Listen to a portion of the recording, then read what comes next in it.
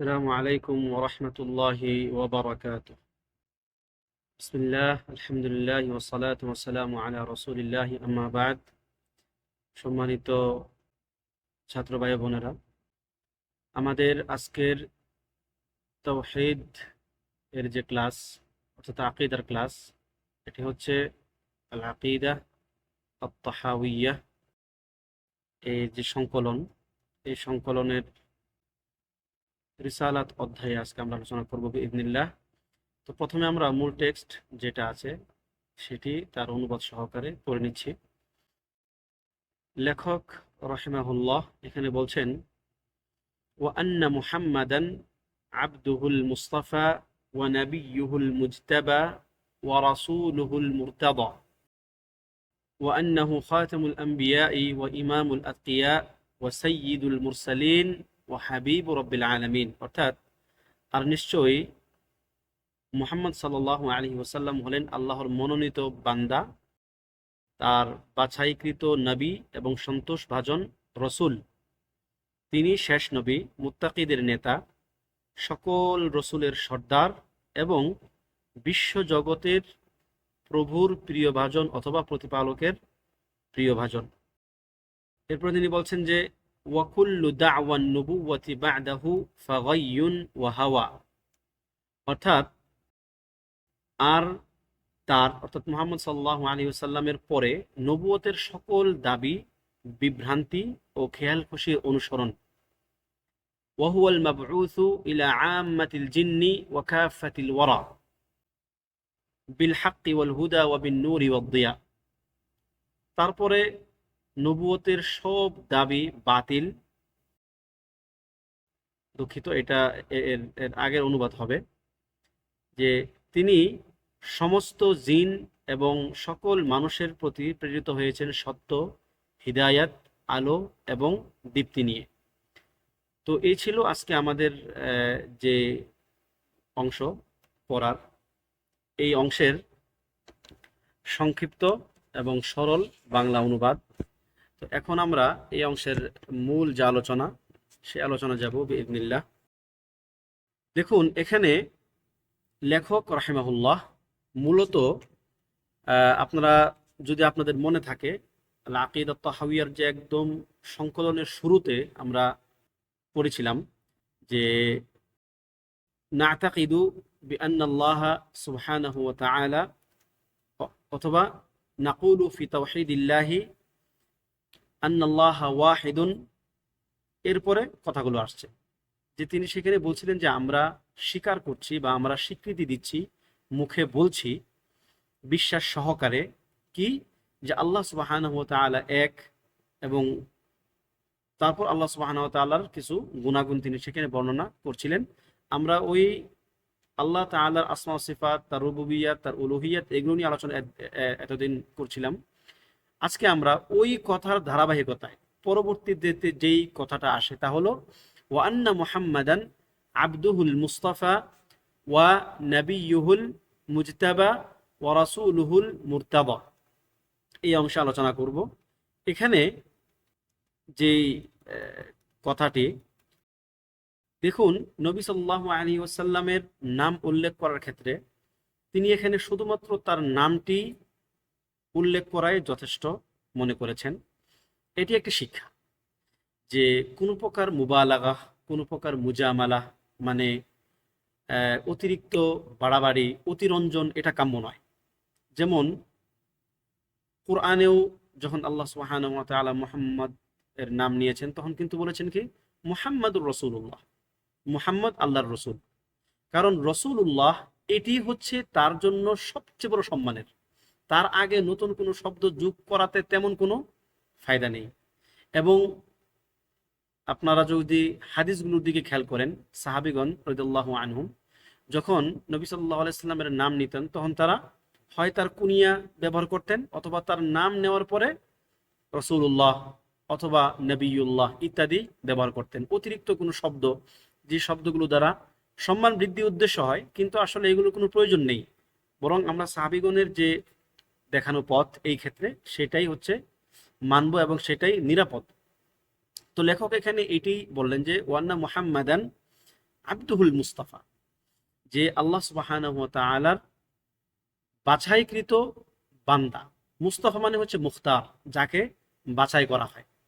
যদি একটু খেয়াল করেন, এখানে শুধুমাত্র নামটি উল্লেখ করার পরে তার সম্মানসূচক কিছু পরিভাষা সেগুলো পরবর্তীতে ব্যবহার করা হয়েছে এবং সবগুলোই কোরআন থেকে গৃহীত হয়েছে, অর্থাৎ কোরআন থেকে গ্রহণ করা হয়েছে। এমন নয় যে লেখক তার মনে যা যা আসলো তিনি পরিভাষা কিছু তৈরি করে দিয়ে তিনি সেগুলো বললেন, ব্যাপারটা এমন নয়। বরং এখানে প্রত্যেকটা পরিভাষা কোরআনে আল্লাহ সুবহানাহু ওয়া তাআলা তাকে বিভিন্ন আয়াতে যেভাবে নবীগণকে আমুমান এবং তাকে মুহাম্মদ সাল্লাল্লাহু আলাইহি সাল্লামকে খাসভাবে যে সমস্ত পরিভাষা দ্বারা সম্ভাষণ করেছেন বা তাকে তার তার নামের সঙ্গে বা নবীগণের নামের সঙ্গে যে গুণগুলো উল্লেখ করেছেন সেগুলো সেখানে এই সংকলনে উল্লেখ করা হয়েছে।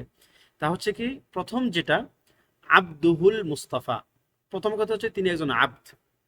এরপর হচ্ছে যে এই আব্দকে মুস্তাফা, বাছাইকৃত বা নির্বাচিত আব্দ, এই কথাটি বা এই শব্দটি আল্লাহ সুবহানাহু ওয়া তাআলার কালামে পাক থেকে এটি নেওয়া হয়েছে, যেখানে আল্লাহ তাআলা বলছেন যে আল্লাহু ইয়াসতাফি মিনাল মালাইকাতি রুসুলান ওয়া মিনান নাস, সূরাতু আল হজ্জের 19 নম্বর আয়াত, যে আল্লাহ সুবহানাহু ওয়া তাআলা ইয়াসতাফি, তিনি বাছাই করে নেন, তিনি গ্রহণ করে নেন বা নির্বাচন করেন, মিনাল মালাইকাতি রুসুলান ওয়া মিনান নাস, মানুষ এবং জিন থেকে যাকে ইচ্ছা তাকে রসুল হিসাবে তিনি বাছাই করে নেন। এই যে ইয়াসতাফি, ইয়াসতাফি এই শব্দ থেকে মূলত মুস্তাফা শব্দটি লেখক এখানে গ্রহণ করেছেন। এরপরে যে শব্দটি ওয়া নাবিয়ুহুল মুজতাবা, আমরা এখন শুধুমাত্র এই শব্দগুলির একটু বিশ্লেষণে যাচ্ছি, পরবর্তীতে আমরা এগুলোর একটা ওভারঅল বিশ্লেষণে যাব ইনশাআল্লাহ। ওয়া নাবিয়ুহুল মুজতাবা অর্থাৎ তার নির্বাচিত বা মনোনীত নবী। খেয়াল করুন, মুস্তাফা মুজতাবা একই রকম অর্থ। এরপরও যেহেতু আব্দ এবং নবী একাধিক শব্দ, সেই ক্ষেত্রে লেখক এখানে একটা সাহিত্যিক মান দেওয়ার চেষ্টা করেছেন, যেটা আমরা তার এই টোটাল যে সংকলন সেখানে দেখেছি যে উনি একটা ভাষা শৈলীর দিক থেকে তিনি একে একটা উন্নত পর্যায়ে রাখতে চেষ্টা করেছেন। তো মুজতাবা অর্থ নির্বাচিত, এবং এটিও কোরআনের একটি আয়াত থেকে বা কোরআনের একটি শব্দ থেকে গ্রহণ করেছেন লেখক। তা হচ্ছে আল্লাহ তাআলার বাণী সূরাতুল আনআমের 87 নম্বর আয়াতে তিনি বলেছেন যে ওয়াজতাবাইনাহুম ওয়াহাদাইনাহুম। ওই পৃষ্ঠার মধ্যে সূরা আনআমের ওই অংশে তিনি প্রায় 19 জন নবীর নাম উল্লেখ করার পরে, একটা পৃষ্ঠার মধ্যে প্রায় 19 জন নবী, পরপর 3টা আয়াতের মধ্যে আল্লাহ তাআলা 19 জন নবীর নাম উল্লেখ করেছেন। উল্লেখ করার পরে তিনি এরপরের আয়াতে বলতেছেন যে ওয়াজতাবাইনাহুম ওয়াহাদাইনাহুম, যে আমি তাদেরকে নির্বাচন করেছি, সকল মানব জাতির মধ্য থেকে আমি তাদেরকে কি নির্বাচন করেছি বা বাছাই করে নিয়েছি। ওয়াহাদাইনাহুম, এবং তাদেরকে হেদায়েত দিয়েছি, সঠিক পথের দিশা দিয়েছি। তো এই যে ওয়াজতাবাইনাহুম, ইজতাবা, ইয়াজতাবি, মুজতাবা, এখান থেকে হচ্ছে মুজতাবা। ওয়া নাবিয়ুহুল মুজতাবা, যে তিনি এই তার নির্বাচিত বা তার বাছাইকৃত নবী। এবং তৃতীয় যে গুণ এখানে উল্লেখ করা হয়েছে ওয়া রাসূলুহুল মুরতাদা। রাসূল মানে আপনারা সবাই জানেন যাকে প্রেরণ করা হয়, মুরসাল। আল মুরতাদা, এই মুরতাদা হচ্ছে সন্তোষ ভাজন। এই মুরতাদাও কিন্তু এক প্রকার বাছাইকৃত বা নির্বাচিত, তবে এর একটু ভিন্ন একটা অর্থ আছে। ইরতাদা, ইয়ারতাদি, এর হচ্ছে যে যার প্রতি সন্তোষটি রাখা হয়। অর্থাৎ তিনি আল্লাহ সুবহানাহু ওয়া তাআলা শুধুমাত্র মানুষদের মধ্য থেকে তিনি তাকে বাছাই করেননি বা নির্বাচন করেননি, বরং তিনি তার প্রতি সন্তুষ্ট হয়েছেন। এটা হচ্ছে নবী সাল্লাল্লাহু আলাইহি সাল্লামের জন্য আরেকটি বড় বিশারা বা তার আরেকটি বড় গুণ। এই কথাটিও বা এই শব্দটিও কোরআনের অন্য একটি আয়াত থেকে গৃহীত হয়েছে, আর তা হলো সূরাতুল জিন্নের 27 নম্বর আয়াতে আল্লাহ সুবহানাহু ওয়া তাআলা বলেছেন যে ইল্লা মানিরতাদা মির রাসূল। অর্থাৎ এর আগের আয়াতে আল্লাহ তাআলা বলছিলেন যে আল্লাহ তাআলার অদৃশ্যের জ্ঞান, তিনি সেই জ্ঞান কাউকে দেন না বা এই জ্ঞান আর কেউ জানে না একমাত্র। এরপর এই কথাটা আসছে যে ইল্লা মানিরতাদা মির রাসূল, যে তবে রসুলগণের মধ্য থেকে যাকে তিনি চান বা যার প্রতি তিনি সন্তুষ্ট হন, উমুমান সকল রসুলের প্রতি তিনি সন্তুষ্ট, তবে স্পেসিফিক কিছু তথ্য দেওয়ার জন্য তিনি যাকে নির্বাচন করেন, তিনি তাকে তার ওই অদৃশ্যের জ্ঞানের ভান্ডার থেকে তাকে তিনি সেরকম জ্ঞান দান করেন। ফাইন্নাহু ইয়াসলুক মিন বাইনি ইয়াদাইহি ওয়া মিন খালফিহি রাসাদা, এবং তিনি তার অদৃশ্যের জ্ঞান দেওয়ার পরে এই জ্ঞানের বা এই ওয়াহির আগে পরে তিনি পাহারাদার নিযুক্ত করেন ফেরেশতাদের মধ্য থেকে, যাতে করে সেখানে শয়তান কোনো কিছু প্রবেশ করাতে না পারে। তো এই ছিল মোটামুটি যে তিনটি শব্দ এখানে লেখক উল্লেখ করেছেন। এই তিনটি শব্দের কোন শব্দটি তিনি কোরআনের কোন আয়াত থেকে গ্রহণ করেছেন তার একটি ব্যাখ্যা। এবং আল্লাহ সুবহানাহু ওয়া তাআলা কোরআনের অন্য এক আয়াতে বলেছেন যে ওয়ারাব্বুকা ইয়াখলুকু মা ইয়াশা ওয়া ইখতার, যে তোমার রব বা আপনার রব তিনি যা ইচ্ছা তিনি সৃষ্টি করেন এবং সেখান থেকে নির্বাচন করেন, বাছাই করেন। এটা কিন্তু মানে কোনো চেষ্টার ফসল না। কোনো নবী আবেদন করে কিন্তু নবী হন নাই, কোন রসুল চেষ্টা তদবির করে কিন্তু তিনি কি রসুল হন নাই, বরং এটা টোটালটাই হচ্ছে আল্লাহ সুবহানাহু ওয়া তাআলার পক্ষ থেকে একটা নির্বাচন।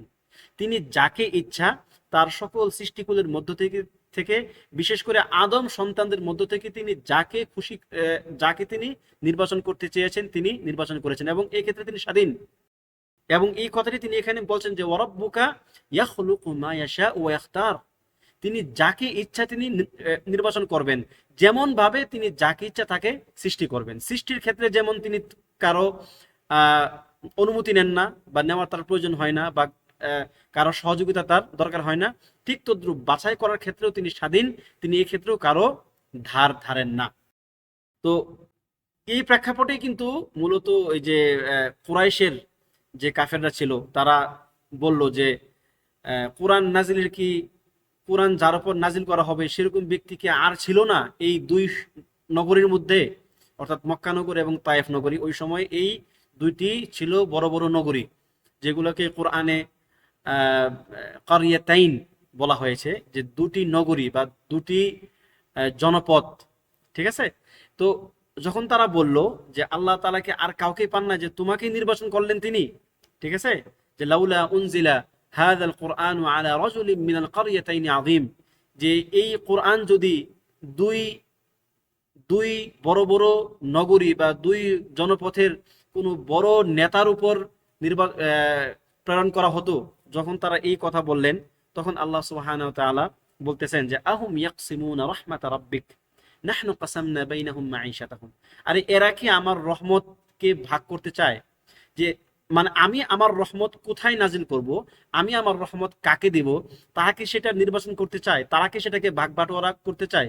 আমার রহমতের মালিক আমি, আমি যাকে ইচ্ছা আমার এই দয়া দান করব। অথচ আমি তো তাদেরকে তাদের জীবিকা নির্বাহ করে থাকি।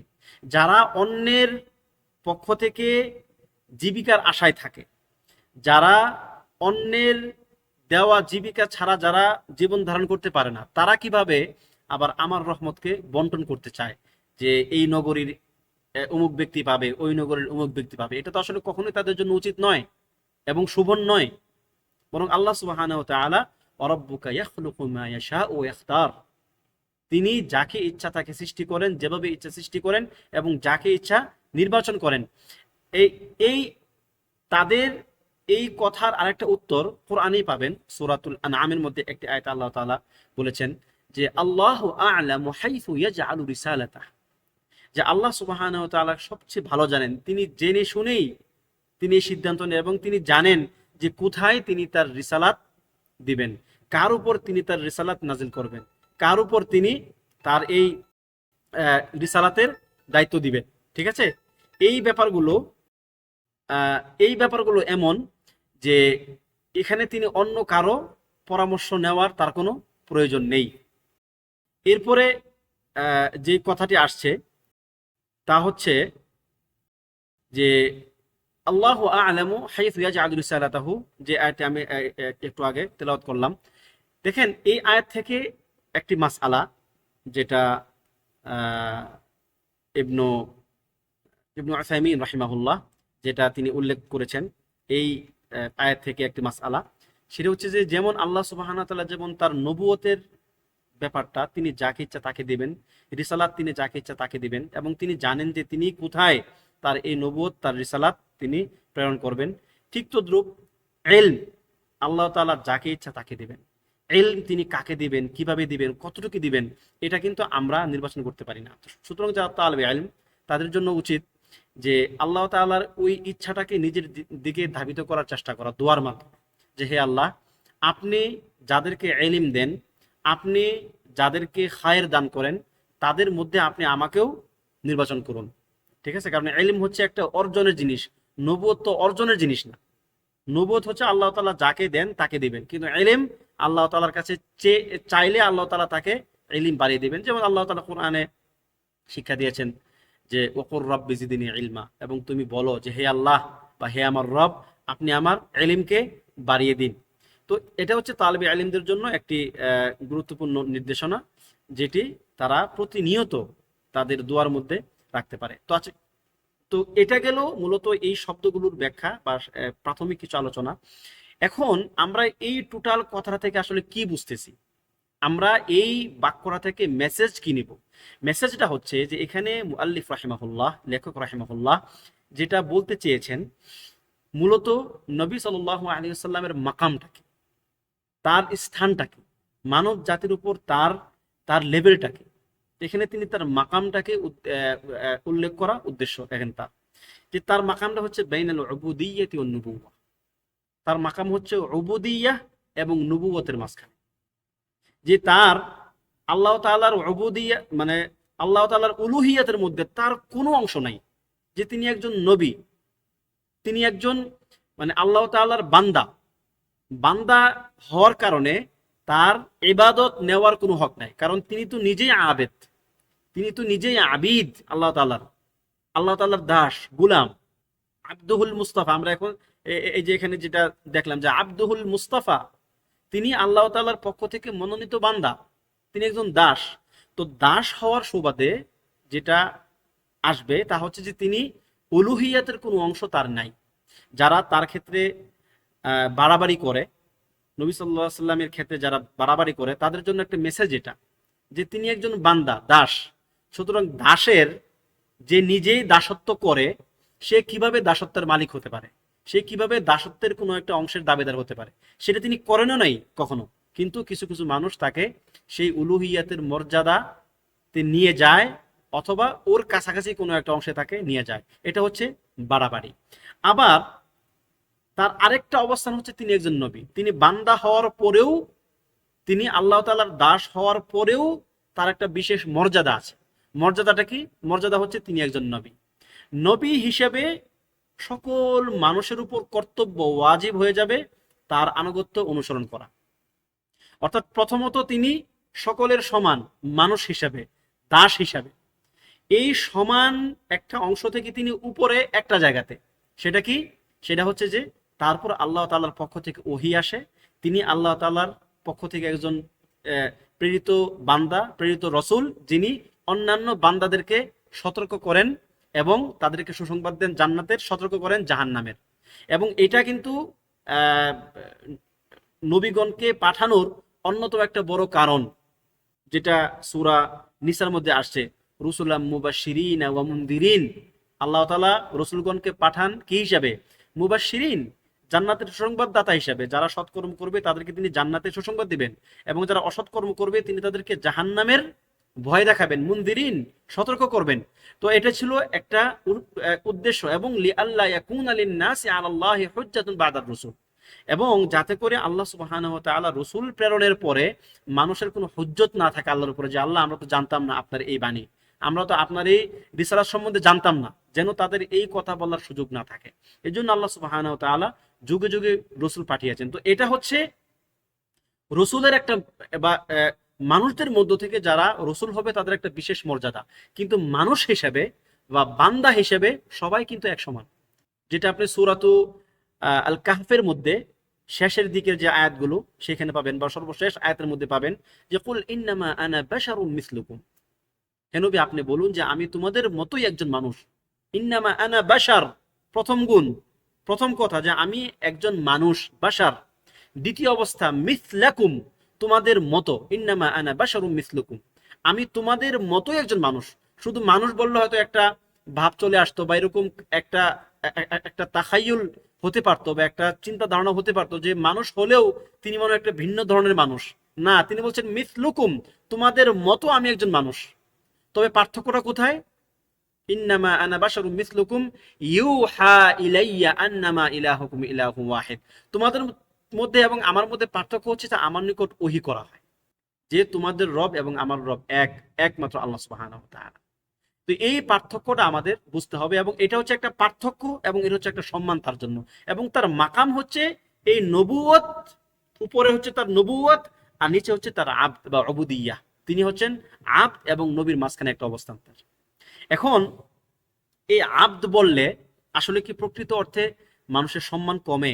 দাস, গোলাম? হ্যাঁ, যদি এক আবদ আরেক আবদের আবদ হয়ে যায়, খেয়াল করেন, আমিও আবদ, আমার মতো আরেকজন ব্যক্তি সেও আবদ। এখন আমি এক আবদ, ওই আবদের আবদ হয়ে গেলাম, মানে আমি এক দাস, কি করলাম, আরেক দাসের দাস হয়ে গেলাম। তো এই আরেক দাসের দাস হয়ে যাওয়াটা অসম্মানের, কোনো সন্দেহ নাই।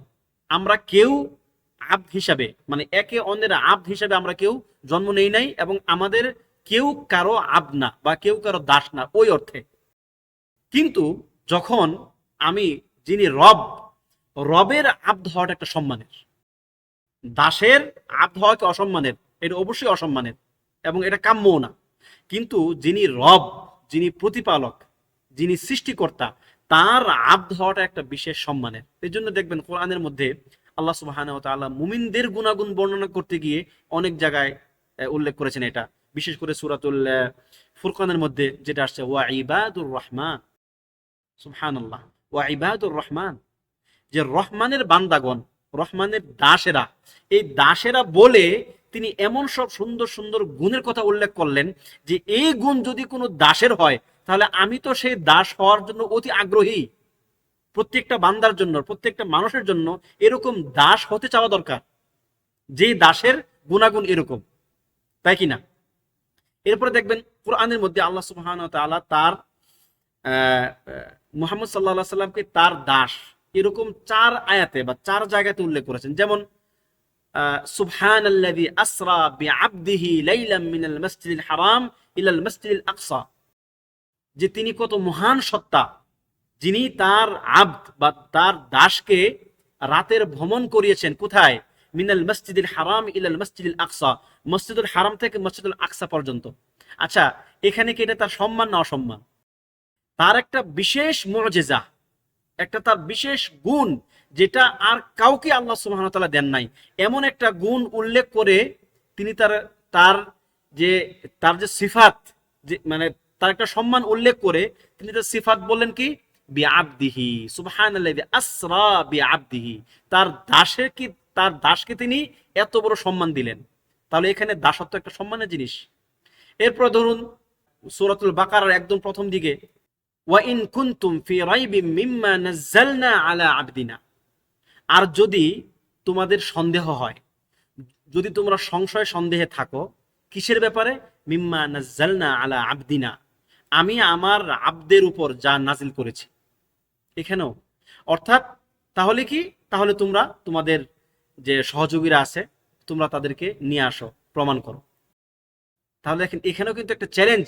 আল্লাহ সুবহানাহু ওয়া তাআলা একটা তার উবুদিয়্যাত, মানে নবী সাল্লাল্লাহু আলাইহি সাল্লামকে তার আবদ বানিয়ে তিনি তার পক্ষে চ্যালেঞ্জ দিচ্ছেন অন্যদেরকে। এটা কিন্তু সহজ ব্যাপার না।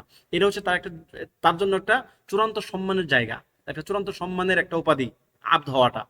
এরপরে পাবেন সূরা আল আনফালের মধ্যে পাবেন, ইন কুনতুম আমানতুম বিল্লাহি ওয়া মা আনজালনা আলা আবদিনা ইয়াউমাল ফুরকান ইয়াউমাল তাকাল জামআন। এরকম একটা কঠিন পরিস্থিতি, বদর যুদ্ধের মতো একটা কঠিন পরিস্থিতি যখন শুরুতে হয়, আল্লাহ সুবহানাহু ওয়া তাআলা ওই ঘটনা উল্লেখ করে বলতেছেন যে যদি তোমরা ঈমান এনে থাকো কার উপর?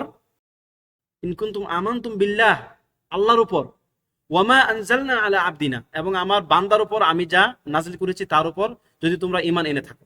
তার মানে এখানে কঠিন কঠিন পরিস্থিতিতে বান্দাদেরকে তাদের সাহস, তাদের শক্তি বৃদ্ধির জন্য বা তাদের শক্তি বৃদ্ধির প্রেক্ষাপটে তিনি তার তার আবদ এই শব্দটা উল্লেখ করেছেন। তা আসলে এই ব্যাপারগুলো সহজ না। এই ব্যাপারগুলো যখন আপনি চিন্তা করবেন যে আবদ এর যে সম্মান, এই সম্মানটা অনেক বড়।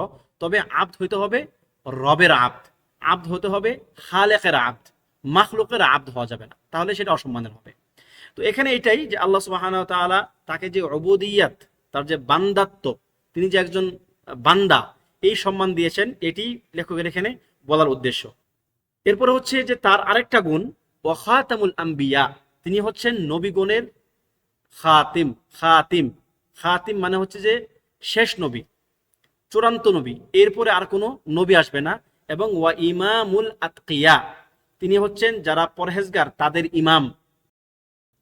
খাতমে নবুওয়াহ, নবী সাল্লাল্লাহু আলাইহি সাল্লাম যে শেষ নবী, এই ব্যাপারে প্রায় 50 জন সাহাবীর পক্ষ থেকে মুতাওয়াতির পর্যায়ে মানে উল্লেখ আছে যে তিনি শেষ নবী। মানে এই তাওয়াতুর, এটা একটা আজীব তাওয়াতুর। এরকম তাওয়াতুর সহজে কোনো কিছুতে হয় না, খুব রেয়ার তাওয়াতুর। এরকম তাওয়াতুর মুতাওয়াতির হয়, কিন্তু এরকম তাওয়াতুর, এরকম মুতাওয়াতির সহজে হয় না যে প্রায় 50 জন সাহাবী থেকে একই তার যে খাতমে নবুওয়াহ, নবুয়তের যে সমাপ্তি, চূড়ান্ত, এই ক্ষেত্রে বর্ণিত হয়েছে এবং আজীব তাওয়াতুরের সাথে এগুলো বর্ণিত হয়েছে। তো এরপরে এই এই অবস্থার পরে যদি কেউ আসলে তার যে খাতমুন নবুওয়াহ, এইটা যদি কেউ অস্বীকার করে, বা যদি এই ক্ষেত্রে কেউ সংশয় সন্দেহ পোষণ করে, তার অবস্থাটা কি আল্লাহু আলাম। এটা একটা একটা ভয়ঙ্কর ব্যাপার। আল্লাহ সুবহানাহু ওয়া তাআলা কোরআনের মধ্যে বলছেন যে মা কানা মুহাম্মাদুন আবা আহাদিম মির রিজালিকুম, মুহাম্মদ তোমাদের কোনো পুরুষের বাবা নয়, ওয়ালাকির রাসূলুল্লাহি ওয়া খাতামান নাবিয়্যিন, বরং তিনি রসূল এবং নবীগণের সমাপ্তি, অর্থাৎ তার মাধ্যমে নবুয়তের যে দরজা, সেটা বন্ধ করে দেওয়া হয়েছে। তো এরকম সুস্পষ্ট সারিহ দলিল থাকার পরেও যদি কেউ নবুয়তের যে চূড়ান্ত বা সমাপ্তি, এই ব্যাপারে সংশয় সন্দেহ করে, তাহলে তো সেটা বড় ধরনের একটা সমস্যা। এবং হাদিস এরকম মানে অসংখ্য হাদিস, তার মধ্যে একটি হাদিস এখানে উল্লেখ করছি আমরা, সেটা হচ্ছে যে নবী সাল্লাল্লাহু আলাইহি সাল্লাম তার এবং অন্যান্য নবীগণের যে উদাহরণ, সেই উদাহরণ দিতে গিয়ে বলেছেন মিসলি ওয়া মিসলান নাবিয়িনা মিন ক্বাবলি কামাসালি রাজুলিন বানা দারান, আমি এবং অন্যান্য নবীগণের উদাহরণ হচ্ছে এমন, যেমন কোনো একজন ব্যক্তি একটি বিল্ডিং বা একটি বাড়ি নির্মাণ করলো, ফা আসলাহাহু, সে এটাকে পরিপূর্ণ নির্মাণ করে ফেললো, ইল্লা মাউদিআ লাবিনা, লাবিনা হচ্ছে ইট, যে একটি মাত্র ইটের জায়গা সে সেখানে কি ফাঁকা রাখলো, সব দিক থেকে সব করে ফেলা হলো, একটি ইট সেখানে তখনও দেওয়া হয় নাই।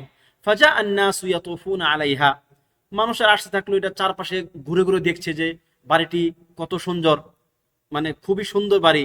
মুজাবিনা বিহা, তারা প্রত্যেকেই বাড়িটিকে পছন্দ করতেছে। ওয়াকালু মা আজমালা হাদাল বাইত, এই বাড়িটি কতই না সুন্দর, তারা বলতে লাগলো নিজেদের মধ্যে যে বাড়িটি কতই না সুন্দর। লাউ উদিআত হাদিহিল লাবিনা, যদি এই ইটটি এখানে স্থাপন করে দেওয়া হতো। অর্থাৎ তারা বাড়ির অনেক প্রশংসা করতেছে, সৌন্দর্যে মুগ্ধ হয়ে যাচ্ছে, এবং তারা এটাও বলতেছে যে কতই না সুন্দর হতো যদি এই ইটের যে ফাঁকা জায়গাটা, যদি এই ফাঁকা জায়গাটা পূরণ করে দেওয়া হতো। তখন নবী সাল্লাল্লাহু আলাইহি ওয়াসাল্লাম বললেন যে ফা আনাল লাবিনা, আমি হচ্ছি সেই লাবিনা বা সেই চূড়ান্ত ইট, ওয়া আনা খাতামুন নাবিয়্যিন, আর আমি নবীগণের চূড়ান্ত বা নবীগণের সমাপ্তি। এখন আমি একটা প্রশ্ন করি আপনাদেরকে, একটু চিন্তা করবেন, একটা বাড়ি যখন নির্মাণ হয়ে যায়, একটা মাত্র ইট সেখানে গাঁথা বাকি থাকে, আর সব ইট গাঁথা হয়ে গেছে, শুধুমাত্র ওই ইটটা বাকি, ওই ইটের গাঁথনিটা বাকি আছে। ওই ইটটা যখন সেখানে দিয়ে দেওয়া হবে, তার মানে এখন বিল্ডিং পরিপূর্ণ, বাড়ির মধ্যে আর কোনো ঘাটতি নাই, কোনো নাকস নাই। এরপরে যদি সেখানে আরো কোনো ইট ঢুকাইতে মানে চেষ্টা করা হয়, তাহলে ওই ইট কি ওই বিল্ডিং এর অংশ হবে? হবে না। ওই ইট হয়ে যাবে অবাঞ্ছিত, ওই ইট হয়ে যাবে কি পরিত্যাজ্য।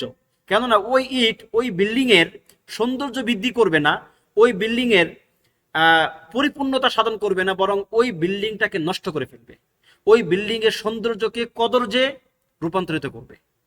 তাহলে পরবর্তীতে যারা নবুয়তের দাবিদার, তারা হচ্ছে এরকম কদর্য কিসিমের কিছু ইট, যে ইট কখনোই নবুয়তের যে বিল্ডিং, নবুয়তের যে প্রাসাদ, এই প্রাসাদে কখনোই তারা কোনো নতুন কোনো সৌন্দর্য অ্যাড করতে পারে নাই, বরং এই নবুয়তের প্রাসাদের মধ্যে তারা আরো মানে কালিমা লেপন করতে চেয়েছিল, কিন্তু আল্লাহ সুবহানাহু ওয়া তাআলা সেটা কখনোই হতে দিবেন না। আল্লাহ তাআলার নূর যেটা তিনি জ্বালিয়ে রেখেছেন এই নবীগণের মাধ্যমে, সেই নূরের যারা যারা বাতিকা, এই বাতিকাদেরকে তিনি কখনোই কি কলুষিত হতে দিবেন না, কাফেররা যতই চেষ্টা করুক না কেন। তো এটাই হচ্ছে যারা ভণ্ড নবী। আল্লাহ নবী সাল্লাল্লাহু আলাইহি সাল্লামের পর থেকে অনেক ভণ্ড নবী এই পর্যন্ত আবির্ভূত হয়েছে, যাদের কোনো চক্রান্তই শেষ পর্যন্ত টিকতে পারে নাই আল্লাহ সুবহানাহু ওয়া তাআলার ফজলে এবং কারণে।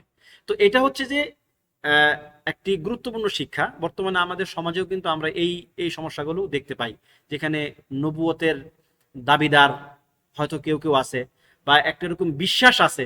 কাদিয়ানী বিশ্বাসটা কি আসলে? কাদিয়ানী বিশ্বাসের মৌলিক যে কয়েকটা ভ্রান্তি, তার মধ্যে এটা একটা, যে তারা নবুয়তের যে সমাপ্তি সেটা তারা বিশ্বাস করে না। যদিও তাদের কিছু কিছু লেখনীতে পাবেন তাদের কেউ কেউ এরকম দাবি করবে যে না, এই দাবিটা ভুল, এটা আমাদের প্রতি মিথ্যা আরোপ করা হয়, কিন্তু আসলে প্রকৃত অর্থে তাদের যে মৌলিক লেখনী এবং তাদের যে মৌলিক আকীদা বিশ্বাস, সেখানে এটি একদম মানে উঁচু পর্যায়ের একটি বিশ্বাস, যে তারা গোলাম আহমদ কাদিয়ানীকে নবী হিসাবে বিশ্বাস করে। এই বিশ্বাস যে করবে সে মানে কোনো সন্দেহ নাই যে সে কাফের। যদি কেউ নবী সাল্লাল্লাহু আলাইহি সাল্লামের পরে অন্য কোনো ব্যক্তিকে নবী হিসাবে বিশ্বাস করবে, সে সুস্পষ্ট কাফের। এবং যে ব্যক্তি এই দাবি করবে সে তাগুত, সে সীমা লঙ্ঘনকারী। কেউ যদি দাবি করে যে আমি নবী, সে কি সীমা লঙ্ঘনকারী। এর দলিলটা কি? আবু বকর রাদিয়াল্লাহু আনহু কি করলেন? যারা মানে নবী সাল্লাল্লাহু আলাইহি সাল্লাম নিজেই তো যুদ্ধ ঘোষণা করলেন, কার বিরুদ্ধে? মুসাইলিমা কাযযাবের বিরুদ্ধে। মানে সে যে একটা মিথ্যা ভণ্ড নবী, সেটা তো তার জীবদ্দশাতেই হয়েছে। এবং মানে ওই সময়টাতে সর্বশেষ মুসাইলিমাতুল কাযযাবকে কে হত্যা করলো? যে ব্যক্তি, যেই হাবশি গুলাম ছিল তখন, ওয়াহশি, যে হামজা রাদিয়াল্লাহু আনহুকে হত্যা করেছিল উহুদের যুদ্ধে, যার বল্লমের আঘাতে হামজা রাদিয়াল্লাহু আনহু নিহত হয়েছিলেন, ওই ব্যক্তি সেই মুসাইলিমাতুল কাযযাবকে হত্যা করেছে। নবী সাল্লাল্লাহু আলাইহি সাল্লামের জীবদ্দশাতে এটা ছিল, দুঃখিত, মানে নবী সাল্লাল্লাহু আলাইহি সাল্লামের জীবদ্দশায় নবী সাল্লাল্লাহু আলাইহি সাল্লামকে যেই সবচেয়ে বড় আঘাত দিয়েছিল ওয়াহশি, সেই আঘাতের প্রতিষেধক হিসেবে তিনি কি সর্বশেষ যে মুসাইলিমা কাযযাবকে হত্যা করার মাধ্যমে তিনি তার অন্তরকে শান্ত করেছেন। তো এটা ছিল কেবল আবু বকর রাদিয়াল্লাহু আনহুর সময়ে একটি যুদ্ধ, যে যুদ্ধটা খুবই ভয়ঙ্কর হয়েছিল এবং খুবই রক্তক্ষয়ী হয়েছিল। তো যদি এই দাবিদার ব্যক্তিরা কাফের না হয়, তাহলে কেন তাদের বিরুদ্ধে যুদ্ধ করতে হবে? কেন তাদেরকে মুরতাদ ঘোষণা করতে হবে এবং মুরতাদ ঘোষণা করে তাদের বিরুদ্ধে মানে চূড়ান্ত রক্তক্ষয়ী যুদ্ধের ঘোষণা দিতে হবে? তার মানে এরা সুস্পষ্ট কাফের। সাহাবাগণের ইজমাতে তারা কাফের, কারণ ওই সময় কোন সাহাবী এই যুদ্ধের বিরোধিতা করেন নাই যে এই যুদ্ধ করা যাবে না। সুস্পষ্ট কাফের তারা। তো এগুলো আমাদের সমাজে আমাদেরকে ব্যাপক প্রচার প্রসার করতে হবে, যাতে করে এই ধরনের ভণ্ড চিন্তা ভাবনার লোকেরা যারা আছে তারা মাথা চারা দিয়ে উঠতে না পারে। তো এখন যেহেতু নবী সাল্লাল্লাহু আলাইহি সাল্লাম হচ্ছেন চূড়ান্ত নবী, এখন আমাদের উপর দুটি দায়িত্ব কর্তব্য এসে পড়ে। এক নাম্বার হচ্ছে তাকে তাকে পরিপূর্ণ আনুগত্য করতে হবে, কারণ যেহেতু তারপর আর কোনো নবী আসবে না। আরেকটা কাজ হচ্ছে যে এখন এই ওহির মাধ্যমে যেহেতু তারপর আর কোনো নবী আসবে না, সুতরাং এই ওহিকে কি হতে হবে? মাহফুজ।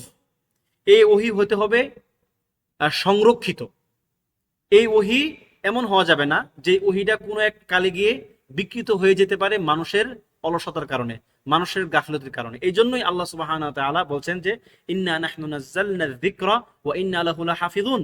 এই কোরআনের বা এই ওহির দায়িত্ব আল্লাহ, এই ওহিকে বা সর্বশেষ যে ওহি আল্লাহ সুবহানাহু ওয়া তাআলার, এই ওহিকে হেফাজতের দায়িত্ব তিনি নিজে নিয়ে নিয়েছেন। যে জায়গায় এর পূর্ববর্তী ওহিগুলোর, শরীয়তগুলোর মানে হেফাজতের দায়িত্ব দেওয়া হয়েছিল ওই উম্মতের যারা উলামা, ওই উম্মতের যারা আলেম, তাদের উপর দেওয়া হয়েছিল, তারা সেটাকে দায়িত্ব পালন করতে পারে নাই।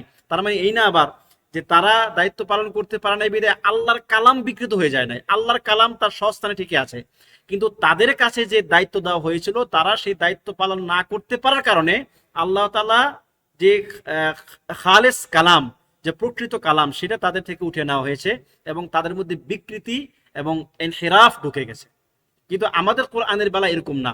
কোরআনকে আল্লাহ সুবহানাহু ওয়া তাআলা সকল প্রকার বিকৃতি থেকে হেফাজত করবেন, এটা হচ্ছে উম্মার ইজমা।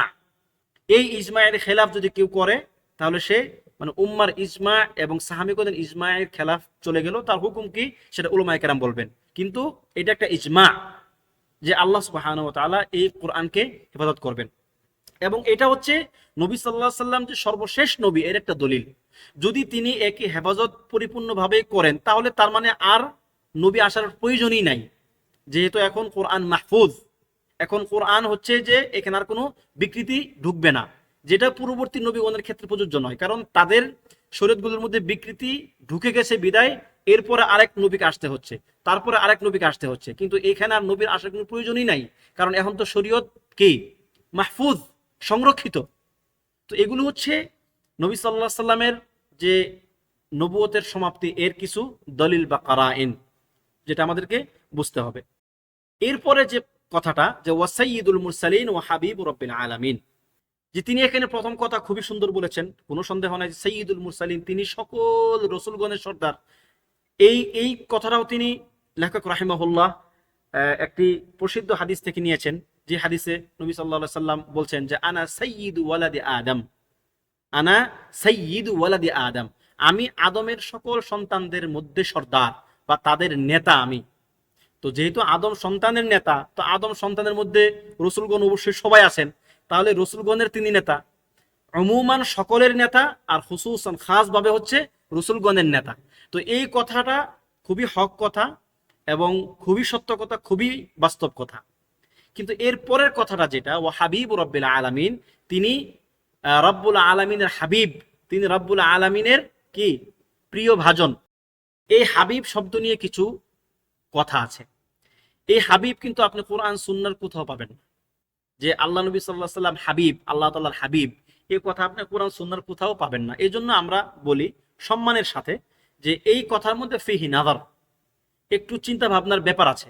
ফিহি নাযার এটা কি, মানে এই ফিহি নাযার কথাটা হচ্ছে উলামায়ে কেরামের কথাকে যখন রদ করা হয় তখন একটা আদব সূচক একটা শব্দ, এই শব্দের মাধ্যমে তার সম্মানকে ক্ষুণ্ণ করা হয় না, তবে তার একটা তুলনামূলক ভুল চিন্তাকে খণ্ডন করা হয়। ঠিক আছে, এখন আমরা এটাকে কেন বলছি ফিহি নাযার, এই হাবিব রব্বিল আলামিনের মধ্যে আমরা ফিহি নাযার কেন বলতেছি?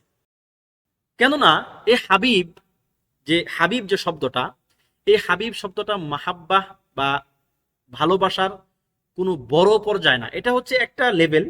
ভালোবাসার অনেকগুলো স্তর থাকতে পারে। আল্লাহ তাআলার সঙ্গে বান্দার যে ভালোবাসার সম্পর্ক, এই ভালোবাসার সম্পর্কের ক্ষেত্রে অনেকগুলো স্তর থাকতে পারে। যেমন এখানে হাবিব হচ্ছে মাহাব্বা থেকে, তিনি ভালোবাসেন। আপনি কোরআনে অনেক জায়গায় পাবেন যে ইন্নাল্লাহা ইউহিব্বুল মুত্তাকিন, আল্লাহ তাআলা মুত্তাকিদেরকে ভালোবাসেন। ঠিক আছে, এবং তিনি ইউহিব্বুল্লাযীনা ইন্নাল্লাহা ইউহিব্বুল্লাযীনা ইউকাতিলুনা ফি সাবিলি, আল্লাহ তাআলা তাদেরকে ভালোবাসেন যারা আল্লাহর রাস্তায় যুদ্ধ করে, সফফান কান্নাহুম বুনিয়ানুম মারসুস। তো এগুলো হচ্ছে আল্লাহ তাআলা অনেককেই ভালোবাসেন। এই ভালোবাসার পর্যায়ে অনেক মানে অনেকেরই আছে, বান্দাদের মধ্যে কি অনেকেরই এই ভালোবাসার এই স্তরটা সাব্যস্ত তাদের ক্ষেত্রে। কিন্তু এইখানে এই কথাটা বললে ভালো হতো যে ওয়া খালিল রব্বিল আলামিন, আল্লাহ তাআলার খালিল বা বিশ্ব জগতের প্রতিপালকের খালিল। কেননা খালিল যে শব্দটা, এটা হচ্ছে ভালোবাসার একটা চূড়ান্ত পর্যায়। খুল্লাহ, মাহাব্বাহ, মাওয়াদ্দাহ ইত্যাদির একটা চূড়ান্ত পর্যায় কি খুল্লাহ। এই খুল্লাহ সকল বান্দাদের মধ্যে দুইজন ব্যক্তি ছাড়া কেউ অর্জন করতে পারে নাই। আল্লাহ তাআলার যে খুল্লাহ, এটা কি আল্লাহ তাআলার খুল্লাহ সকল বান্দাদের মধ্যে দুইজন ব্যক্তি ছাড়া কেউ অর্জন করতে পারে নাই। সেই দুইজন কারা? একজন হচ্ছেন ইব্রাহিম আলাইহিস সালাতু ওয়াস সালাম, যাকে বলা হয় আবুল আম্বিয়া, নবীগণের বাপ, এবং মুসলিম জাতির পিতা উমুমান, এবং খুসুসান নবীগণের বাপ তিনি, কারণ তার বংশ থেকে প্রায় সকল নবীগণ এসেছেন। আচ্ছা, তো উনি হচ্ছেন খালিল। এটা কোরআনে আসছে যে ওয়াত্তাখাযাল্লাহু ইব্রাহিমা খালিলা, আল্লাহ তাআলা ইব্রাহিমকে খালিল হিসাবে গ্রহণ করেছেন। এটা হচ্ছে কোরআন থেকে ইব্রাহিম আলাইহিস সালামের খালিল হওয়ার দলিল। আর নবী সাল্লাল্লাহু আলাইহি সাল্লাম যে খালিল, তার দলিল কি? যেটা হচ্ছে যে তার একটি হাদিসে আসছে যেখানে নবী সাল্লাল্লাহু আলাইহি সাল্লাম বলতেছেন যে লাউ কুনতু মুত্তাখিদান খালিলান, আমি যদি কাউকে অন্তরঙ্গ বন্ধু বা খালিল হিসেবে গ্রহণ করতাম, লাত্তাখাযতু আবা বকরিন খালিলা, তাহলে আমি আবু বকরকে খালিল হিসাবে, অন্তরঙ্গ বন্ধু হিসাবে গ্রহণ করতাম। ওয়ালাকিন্নাহু আখি ওয়া সাহিবি, কিন্তু সে আমার খলিল না হলেও সে আমার ভাই এবং আমার বন্ধু, আমার খুব কাছের মানুষ। ওয়াকাদ ইত্তাখাদাল্লাহু সাহিবাকুম খালিলা, কিন্তু তোমাদের আল্লাহ সুবহানাহু ওয়া তাআলা তোমাদের এই সঙ্গীকে, তিনি নিজেকে উদ্দেশ্য করতেছেন যে তোমাদের এই সঙ্গী, তোমাদের এই সাথীকে খালিল হিসেবে গ্রহণ করেছেন। এটা হচ্ছে একটা দলিল। অর্থাৎ খুল্লার মার্তাবাটা নবী সাল্লাল্লাহু আলাইহি সাল্লাম আল্লাহকে ছাড়া যেমন তিনি কাউকে দেন নাই, আল্লাহ সুবহানাহু ওয়া তাআলা এমন দুইজন ব্যক্তি ছাড়া কাউকে দেন নাই আমাদের জানা শরীয়তে। এর বাহিরে কেউ থাকতে পারে কিনা সেটা আমরা জানি না, তবে আমাদের জানা শরীয়তে আল্লাহ সুবহানাহু ওয়া তাআলা শুধু দুইজন ব্যক্তিকে খুল্লাহ দিয়েছেন, খুল্লার মার্তাবা দিয়েছেন। এবং নবী সাল্লাল্লাহু আলাইহি সাল্লাম শুধুমাত্র আল্লাহকে খুল্লা বা খালিল হিসেবে গ্রহণ করেছেন, ঠিক আছে, অন্য কাউকে তিনি গ্রহণ করেন নাই। যেমন তার সবচেয়ে কাছের মানুষ, সবচেয়ে সাহায্যকারী ব্যক্তি, সবচেয়ে মানে তার মানে যাকে বলা হয় যে তার সবচেয়ে বড় সহযোগী, সে কে? ইব্রাহিম কি বলে, আবু বকর রাদিয়াল্লাহু আনহু, তিনি তাকেই খলিল হিসেবে গ্রহণ করেন নাই। কেন? কারণ তিনি আল্লাহকে খলিল হিসেবে গ্রহণ করেছেন। এখন যদি হাবিব বলা হয় তাহলে সমস্যাটা কোথায়? এটা হচ্ছে আল্লাহ নবী সাল্লাল্লাহু আলাইহি সাল্লামের যে তার যে মর্যাদা, এখানে কিছুটা নাকস বা কিছুটা ঘাটতির একটা ইঙ্গিত বহন করে। যদিও লেখকের কাল্লা ও হাসা, লেখক কখনোই এই উদ্দেশ্য পোষণ করেন নাই, তিনি তার স্বাভাবিক ভাষায় তিনি এই কথাটা বলেছেন। কিন্তু আমরা সচেতনভাবে এই কথাটাকে এড়িয়ে যাব এই জন্য যে এইটাতে এর মাধ্যমে আল্লাহ সুবহানাহু ওয়া তাআলার পরিপূর্ণ ভালোবাসা প্রকাশ পায় না এই শব্দের মাধ্যমে। দেখেন, আমি আপনাকে একটা উদাহরণ দিচ্ছি। আমি যখন আপনার প্রশংসা করতে যাব, আমি যখন আপনি একজন ব্যক্তি বা ধরুন কোনো একজন ব্যক্তির প্রশংসা করতে যাই, আমরা জাস্ট উদাহরণ দেওয়ার জন্য বলছি যে ধরেন কোনো একটা দেশের যিনি রাষ্ট্রপ্রধান, আপনি তার প্রশংসা করবেন। তো প্রশংসার মধ্যে আপনি তার কোন কোন গুণগুলো আগে নিয়ে আসবেন বা কোন কোন গুণগুলো উল্লেখ করবেন। যদি আপনি তার দুইটা গুণ উল্লেখ করেন আর কোনো গুণ উল্লেখ না করেন, তাহলে আপনি নিশ্চয়ই তার যে সবচেয়ে বড় দুইটা গুণ, মানুষের নিকট প্রতিষ্ঠিত পরিচিত, আপনি সেই দুইটা গুণ উল্লেখ করবেন। আপনি যদি মানে তুলনামূলকভাবে তার ছোট গুণগুলো উল্লেখ করেন, তার মানে কি আপনি তাকে পরিপূর্ণ সম্মান দিলেন না। ধরুন তিনি খুবই দয়াশীল মানুষ, তিনি তার যারা প্রজা বা তার যারা অধীনস্থ তাদেরকে তিনি প্রত্যেক মাসে নির্দিষ্ট করে একটা ভাতা দেন। প্রত্যেক মাসে তিনি তাদের প্রত্যেককে বাড়িঘর দেন, যার বাড়ি নাই, ঘর নাই, তিনি তাকে ঘর নির্মাণ করে দেন, ইত্যাদি ইত্যাদি। তার অনেক গুণ আছে। কিন্তু আপনি যখন তার প্রশংসা করতে গেলেন, আপনি বললেন যে যে হে অমুক, মানে রাষ্ট্রপ্রধানের নাম উল্লেখ করে বললেন যে আপনি এতটাই মেহেরবান, আপনি এতটাই দয়ালু যে আপনি আমাকে গত বছর 100 টাকা দিয়েছিলেন। কথা কিন্তু সত্য, গত বছর আপনি আমাকে ভাতা দিয়েছিলেন, কথা কিন্তু সত্য। কিন্তু এটা কি তার সম্মান প্রকাশ করলো? বরং ক্ষেত্র বিশেষে তার অনেক বড় সম্মানের মধ্যে এটা একটা কেমন যেন একটা নাকস বা একটা ঘাটতি দেখা দিল। বরং তার সম্মান যদি আপনি প্রকাশ করতে চাইতেন, বলতেন কি যে আপনি সারা দেশের মানুষকে কিভাবে ভাতা দিচ্ছেন, আপনি সারা দেশের মানুষকে আপনি কিভাবে তাদের মানে চাহিদাগুলো পূরণ করার চেষ্টা করতেছেন, এটা হচ্ছে তার সম্মান। কিন্তু আপনি একটা ছোট্ট জিনিস উল্লেখ করলেন, এটা কি তার অনেক বড় সম্মানের মধ্যে এটা একটা মানে কেমন যেন একটা অসম্মান, কেমন যেন একটা তাকে একটু ছোট করা হয়ে গেল। ঠিক তদ্রুপ সচেতন ভাবে আমরা এটা করব না, এবং সচেতন ভাবে কেউ করে এটা আমরা সেটাও বলি না বা বিশ্বাস করি না। তবে যেহেতু আমরা সেটা জানি যে বড় সম্মান থেকে বড় সম্মান উল্লেখ না করে ছোট সম্মান উল্লেখ করা হচ্ছে ওই ব্যক্তির জন্য একটা ঘাটতি বা নাকস, এটা জানার পরে আমরা ওই শব্দটা উল্লেখ করতে পারি না। এটা ঠিক যে তিনি অবশ্যই আল্লাহ তাআলার হাবিব, কিন্তু তার চেয়ে বড় তিনি তার খালিল। আমি কেন তার খালিল নামটা উল্লেখ করব না? আমি যদি এটা বলতাম যে তিনি হাবিব রব্বিল আলামিন, এরপর তিনি খালিল রব্বিল আলামিন, তাহলে ঠিক আছে, ছোট গুণ উল্লেখ করে পরে বড় গুণ উল্লেখ করা। কিন্তু শুধুমাত্র হাবিব রব্বিল আলামিন বলাটা তার খালিল গুণের নামের যে একটা বিরাট সম্মান, এই সম্মানের মধ্যে কিছুটা কেমন যেন একটু ঘাটতি দেখা দেয়। এই জন্য আমরা সচেতন ভাবে কি এই শব্দগুলো এড়িয়ে যাব। এখন এই যে কথাটা বললাম, এই কথা বলার মধ্যে একটা শিক্ষা আছে। আপনাদেরকে আমি একটা বিষয়ে সাবধান করতে চাই। যখন কোনো আলেমের কোনো বক্তব্যকে নাকদ করবেন বা ওই আলেমের কোনো বক্তব্যকে আপনি এটাকে কি বলে যে তাসহিহ করতে যাবেন, বা সেটাকে আপনি কিছুটা সমালোচনার মতো করে উল্লেখ করবেন, তার জন্য কিন্তু একটা আদব আছে। এই আদব কিন্তু কখনোই এই আদবের বাইরে যাওয়া যাবে না।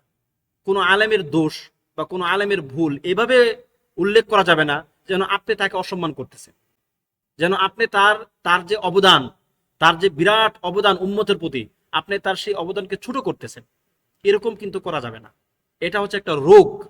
কিছু কিছু মানুষের এই রোগ আছে, যারা উলামায়ে কেরামের রক্ত নিয়ে, মানে তাদের সম্মান নিয়ে যারা খেলামেলা করে। এই রোগ যাদের মধ্যে আছে, মাআদাল্লাহ, তাদের সাবধান হওয়া দরকার। কারণ উলামায়ে কেরামের গোশত হচ্ছে বিষের মতো বিষ। এই গোশতে যারা কামড় দেয়, তারা বিষ পান করে। আর বিষ পান করলে কি হয়? মারা যায়। মানে তার ঈমান নষ্ট হয়ে যাবে, তার ঈমান নষ্ট হওয়ার আশঙ্কা থাকবে। কারণ যারা প্রকৃত অর্থে আলেমদেরকে সম্মান দিতে জানে না, সে এলিমকে সম্মান দিতে জানে না। যারা এলিমকে বহন করে, যদি আপনি তাকেই সম্মান দিতে না জানেন, তাহলে আপনি এলিমকে আপনার সম্মান কেমনে দিবেন? এটা সম্ভব না। সুতরাং আলেমদের সমালোচনা করার সময় 100 বার ভাবতে হবে যে আমি সমালোচনা করতেছি, এই সমালোচনার প্রথমত আমার অধিকার আছে কিনা।